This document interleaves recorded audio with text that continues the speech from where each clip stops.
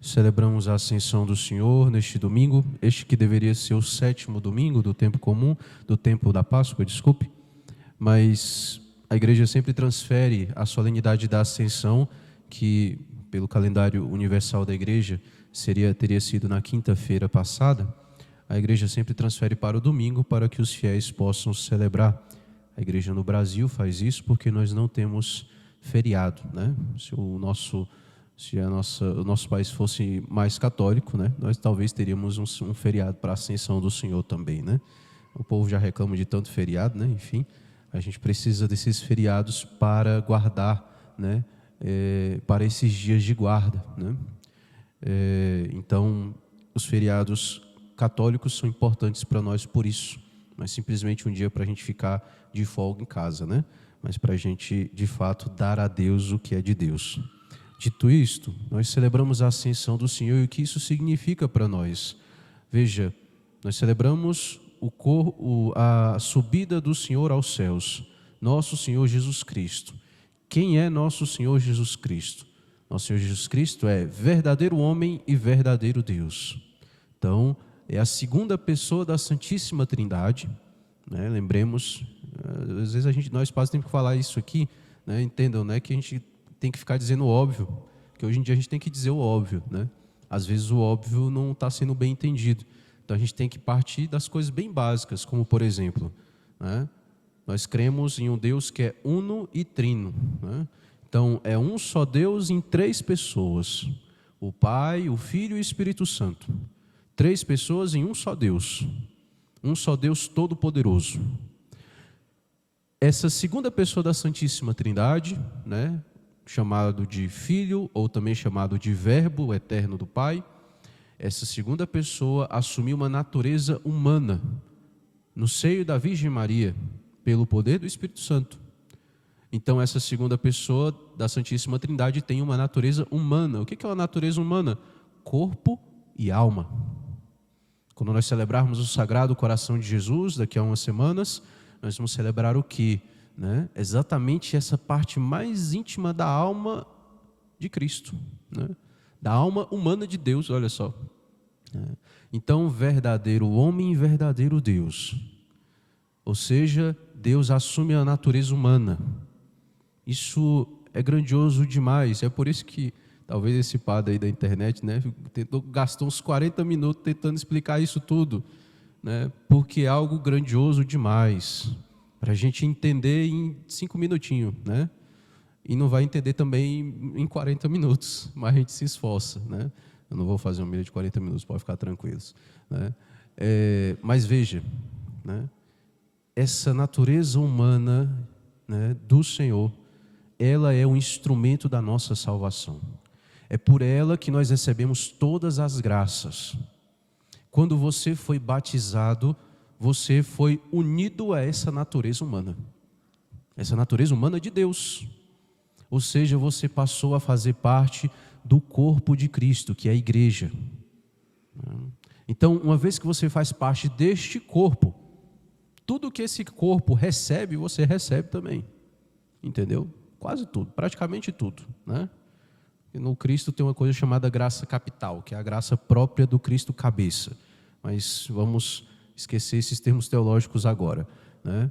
O que importa é você entender o seguinte: você está unido pela graça do batismo, aquela vida divina que te foi dada no batismo, que todo domingo o padre fala disso, né? Dessa graça santificante que você recebeu no batismo. Nós chamamos isto de graça santificante. A vida divina que te foi dada no batismo. Quando o padre fala assim, você precisa estar em estado de graça, o que isso significa? Você precisa conservar essa vida que você recebeu no batismo. Quando você peca mortalmente, você morreu espiritualmente, é isso aí. E por isso você precisa se confessar, né, para restabelecer essa vida divina em você, né?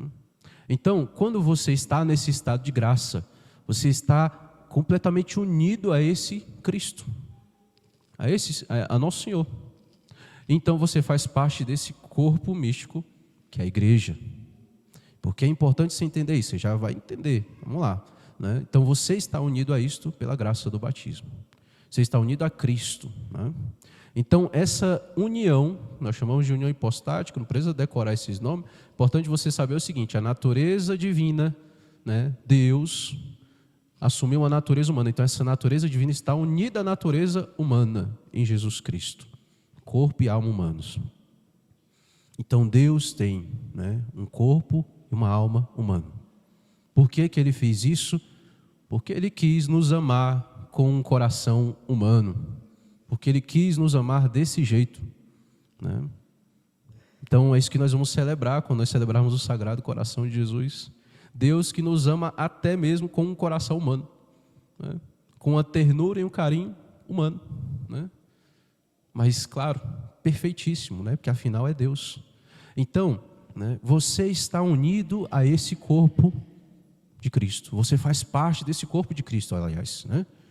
E como você faz parte desse corpo, né, nós celebramos hoje, então, a subida desse corpo aos céus, né?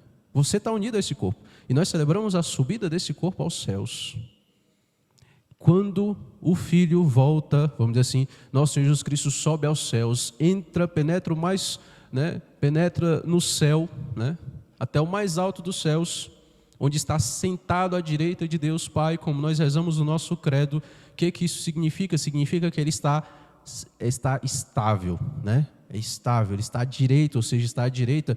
A direita é um sinal, né? Não é que tem uma direita em Deus, mas é porque é um sinal, né, de que é um posto alto, né, o mais alto, né?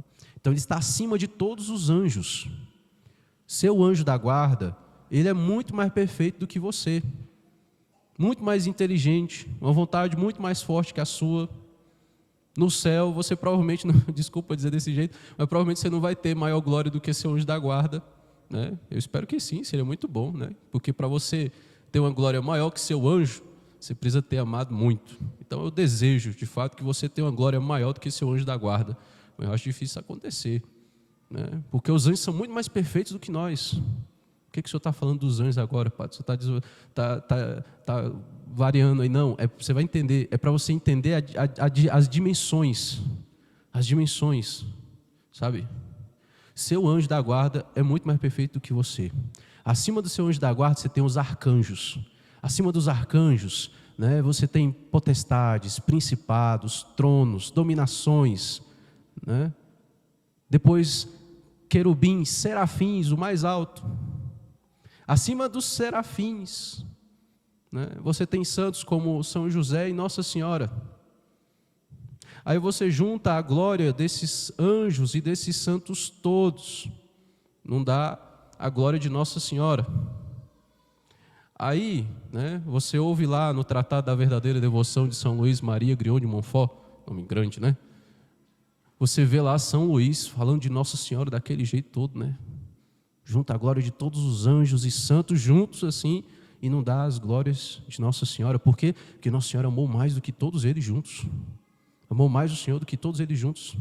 Aí você vê São Luís dizendo assim: no entanto, Nossa Senhora é menos que um átomo diante de Deus. Conseguiu pegar a dimensão das coisas? Espero que tenha conseguido, porque a ideia era essa. É você pegar a dimensão das coisas. Um pouquinho, pelo menos. Você entender a nossa pequenez. Você entender onde é que a gente está. Uma vez que você entende onde você está, fica mais fácil você entender, ter dimensão, né, da misericórdia de Deus conosco. Você consegue ter um pouco mais de dimensão do tamanho da descida, para Ele assumir a nossa natureza humana, para Ele assumir a nossa carne. Você consegue entender o tamanho disso, né? Ele assumiu a natureza humana. Ele que está acima de Nossa Senhora, ó, infinitamente, né?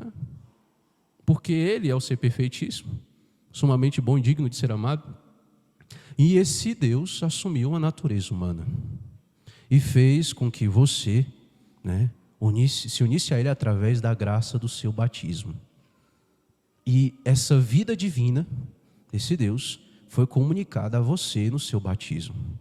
E se você está em estado de graça agora, você tem essa vida divina aí, com você. É presença de Deus na sua alma. E aí, se você tem isso, você vai entender agora por que a ascensão para nós é tão importante. Porque uma vez que esse corpo e essa alma sobem aos céus junto com a divindade em nosso Senhor Jesus Cristo, o Pai, né? O Pai derrama todo o seu amor nessa humanidade, nessa humanidade de Cristo. Ele derrama todo o seu amor. O que é o amor do Pai? Quem é o amor do Pai? O Espírito Santo. Uma vez que ele derrama todo esse amor sobre a humanidade de Cristo, né? Seu corpo e alma, esse amor como que transborda e vai chegando até nós, porque o Cristo é a cabeça da igreja. O Cristo total é o Cristo e a igreja, e o Cristo cabeça recebe todo esse amor de Deus, e esse amor vai se derramando sobre todos nós, né? Tem um salmo que ele explica, olha só, é um dos salmos menores da Sagrada Escritura, um dos menores salmos da Sagrada Escritura, e ele é até engraçadinho. Eu sempre achava ele engraçado, que eu ouvia esse salmo e falava assim, que salmo engraçado, né? Eu não entendia muito bem ele, eu só fui entender depois que eu tive que celebrar essas missas, né? No primeiro ano de padre que eu tive que celebrar, eu falei, nossa, esse salmo ele explica perfeitamente a ascensão e Pentecostes.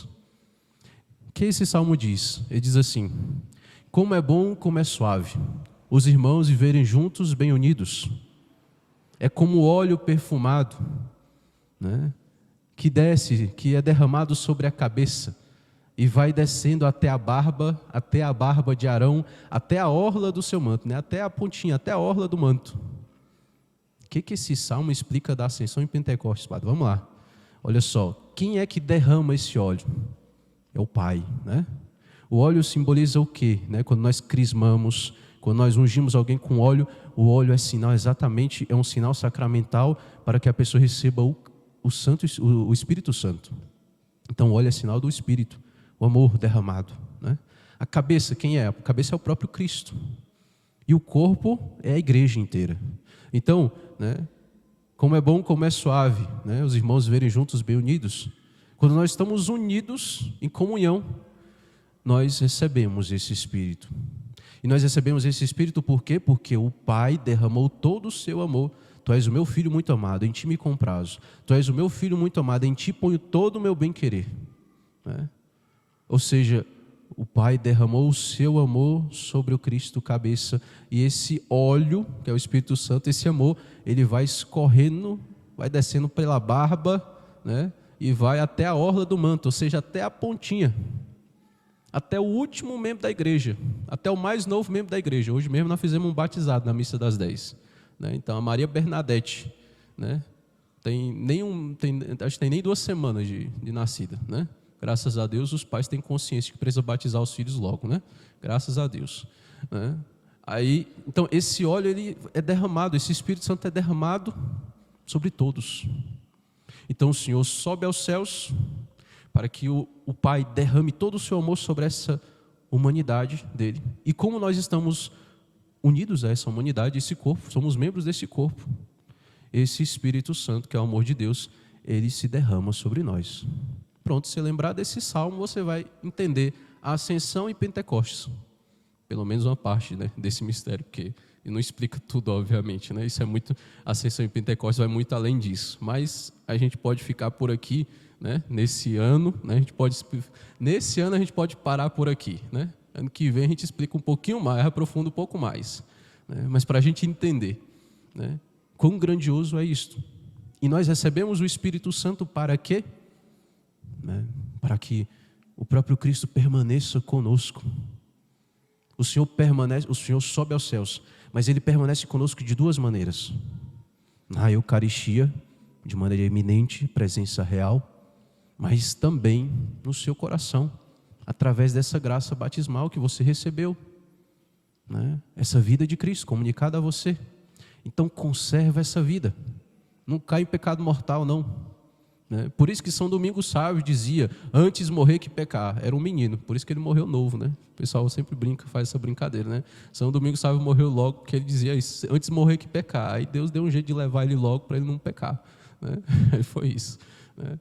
Mas ele morreu com uns 16 anos, parece, né? Não foi tão novo assim, mas enfim, né? Desde pequenininho ele dizia isso. Ou seja, conservar essa vida é seu bem mais precioso, meu filho, né?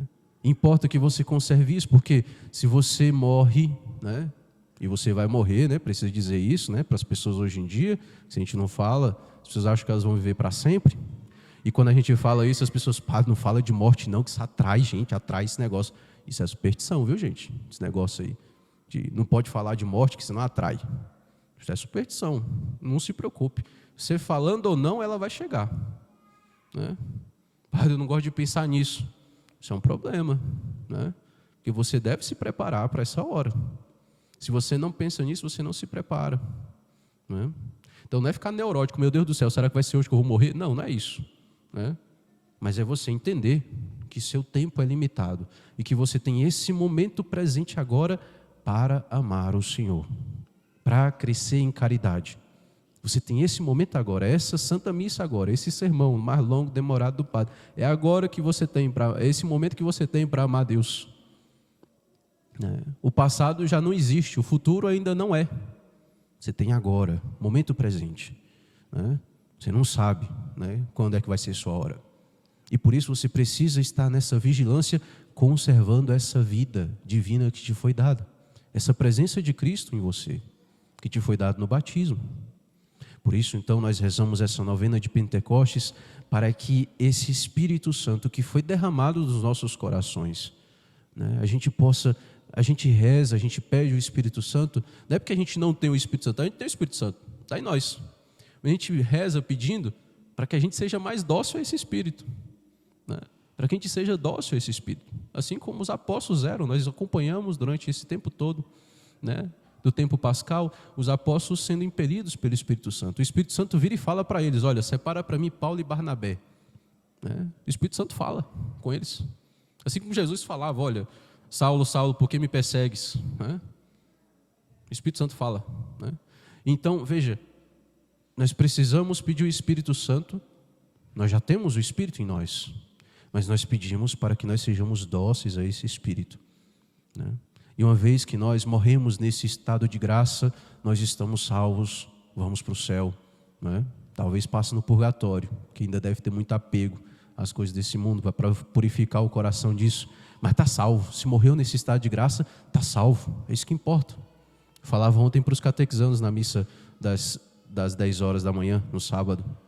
A única coisa que interessa, olha, a finalidade, o objetivo desse padre que vos fala, a única coisa é a salvação da sua alma, é só isso que me importa. É o que mais me preocupa aqui, sabe? Padre, essa construção da igreja, isso é importante também, mas mais do que isso é a salvação das almas. Entendeu? Não adianta nada a gente ter uma igreja bonita e todo mundo se perder no inferno, o que adianta? Então, o mais importante é a salvação das almas. Então, por isso a insistência, se confesse, esteja em estado de graça, entendeu? Na comunhão com o Senhor.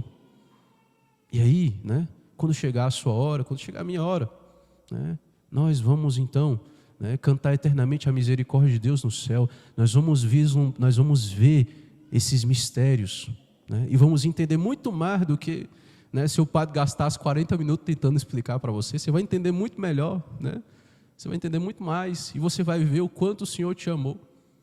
Agora a gente nem faz ideia do quanto o Senhor nos amou. Mas quando nós chegarmos no céu, nós saberemos, nós veremos como o Senhor nos amou. Nós vamos cantar eternamente a sua misericórdia no céu.